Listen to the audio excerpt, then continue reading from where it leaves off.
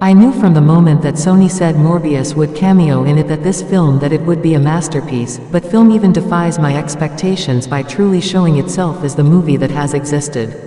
It all starts with Madam Web just minding her day, when suddenly Spider-Man appears while fighting Doc Ock, and around the same time Morbius and Vulture are still trying to figure out where to go now that they have decided to be a team.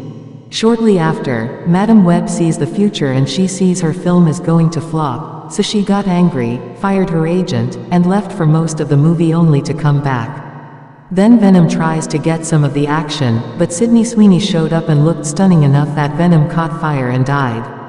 Then, when some buzzkill guy called Ezekiel showed up, Madam Web came back to say, "It's webbing time," just as Morbius came around to say, "It's once again Morbin time," and kill the guy together, with the film ending with Madam Web joining Morbius' team, despite a random firework hitting her in the eyes, leaving her blind and paralyzed. This film truly is something special and in its own category. One thing is the acting, which is superb as expected. Dakota Johnson's performance was so perfectly monotonous that I felt myself falling asleep after what felt like 20 hours.